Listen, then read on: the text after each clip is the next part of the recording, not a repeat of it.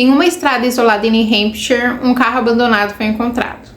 A motorista havia desaparecido minutos antes da polícia chegar, sem deixar rastros, sem deixar pistas. Esse é o caso de Maura Murray. Mas o que será que aconteceu? Foi uma fuga? Foi um sequestro? Ou foi algo muito pior? Olá, amigos e amigas, sejam muito bem-vindos ao canal Minuto Criminal. Meu nome é Rebeca e aqui a gente fala sobre casos criminais reais, sempre com muito respeito, informação e sem sensacionalismo. Então bora pro caso de hoje.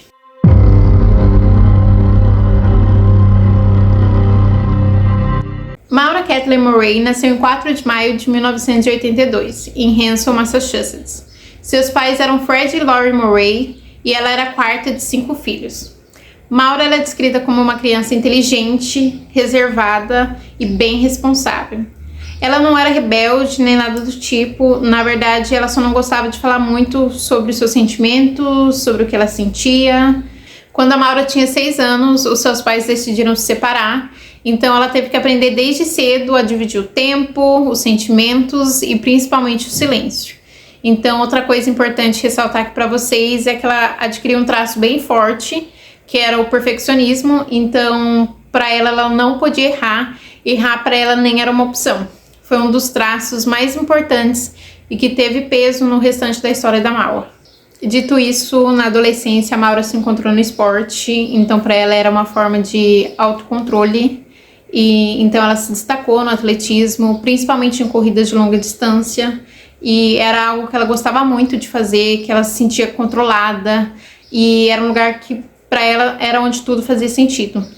Então, mesmo sendo um lugar que a Maura gostava muito de estar, mesmo que ela gostava muito do que ela fazia, acabou que ficou muito desgastante, principalmente porque ela começou a se cobrar muito, ela começou a se reprimir, porque era algo muito puxado, tinha muita pressão, então ela decidiu que não era mais o que ela queria fazer. Então, logo após o ensino médio, a Maura foi aceita na Academia Militar de West Point, uma das instituições mais rigorosas dos Estados Unidos, e lá ela cursou 3 semestres de engenharia química. Porém, foi nessa mesma fase que tudo começou a desmoronar, isso porque a rotina era extrema, era muito puxada, tinha muita pressão psicológica. Então, depois de um tempo, acreditando que já não era mais para ela, que não fazia mais sentido, ela decidiu sair e ela se matriculou na Universidade de Massachusetts para começar a enfermagem. Então lá ela estudava durante o dia e durante a noite ela trabalhava no próprio campus da faculdade como segurança. Então ela estava tentando recomeçar, estava tentando dar um novo rumo para sua vida. Só que mais uma vez tudo começou a piorar de vez, isso porque a Maura teve seu primeiro problema com a polícia. Então ela roubou um cartão de crédito e ela estava usando para comprar vários tipos de coisa, comida, usar em diversos tipos de estabelecimento. Então ela acabou sendo presa, mas como ela teve bom comportamento e ela não tinha histórico, ela acabou sendo presa e o caso acabou sendo arquivado. Outra coisa estranha que aconteceu foi que durante um turno de trabalho a Maura teve um colapso emocional repentino. Ela começou a chorar muito, mas ela não conseguia explicar o porquê, ela não conseguia nem falar. Então naquela noite ela nem conseguiu mais trabalhar e mais tarde, bem mais tarde mesmo, né, depois, durante a investigação, descobriu que naquela noite ela tinha falado com uma das irmãs e que a irmã dela estava tendo problemas com noivo e com bebidas, então era por isso. Mas não se sabe por que ela ficou tão mal ao ponto de não conseguir nem falar. Já no dia seguinte, a Maura fez ainda mais coisas que até hoje ninguém conseguiu explicar. Ela retirou todo o seu dinheiro da conta, pesquisou por hospedagens em regiões isoladas, embalou todas as suas coisas e arrumou as malas. Então depois disso, ela mandou um e-mail aos seus professores da universidade e ao seu supervisor informando que não ia comparecer por uma semana. Isso porque um parente dela tinha morrido. Coisa que mais tarde a própria família dela negou. Então não tinha ninguém, nenhum parente deles que tinha morrido e nem ninguém perto. Então essa informação era falsa. Então não tinha morte, não tinha funeral, não tinha nada.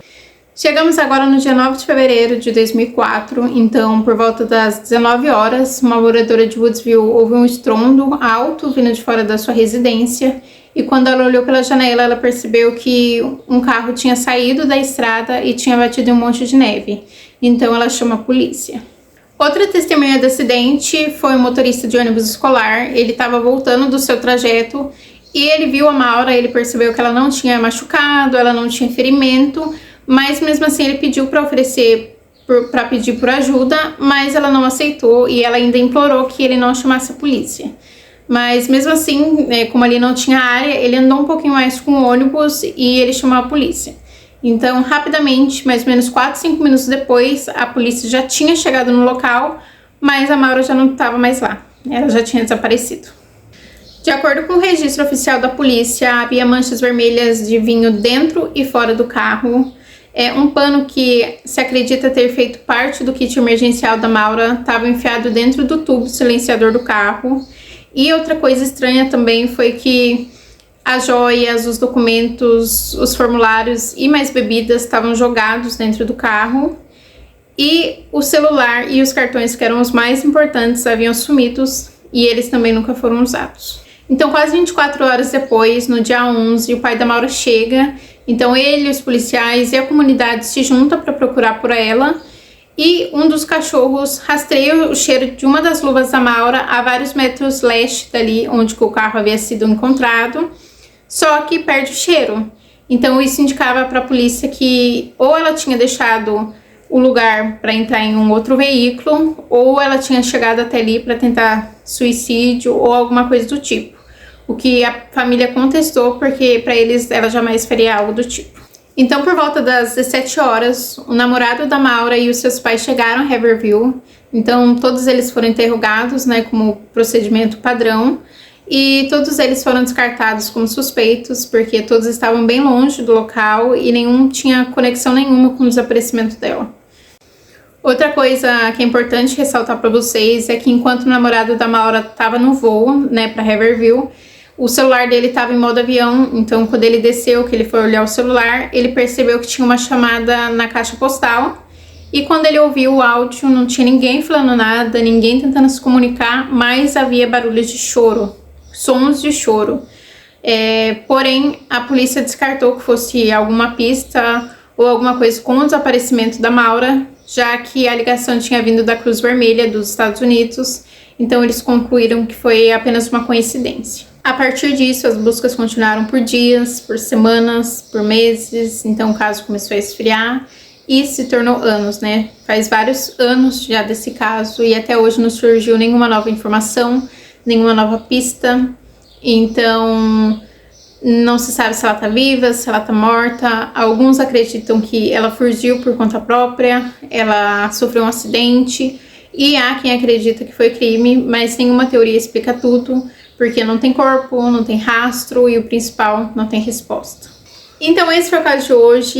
Eu achei um caso extremamente enigmático, eu nem sei em qual teoria acreditar, mas eu quero muito saber a opinião de vocês, então deixa aqui embaixo nos comentários. Não se esqueça de se inscrever e de deixar um like aqui no vídeo se você gosta desse tipo de conteúdo. Então, beijos, até a próxima!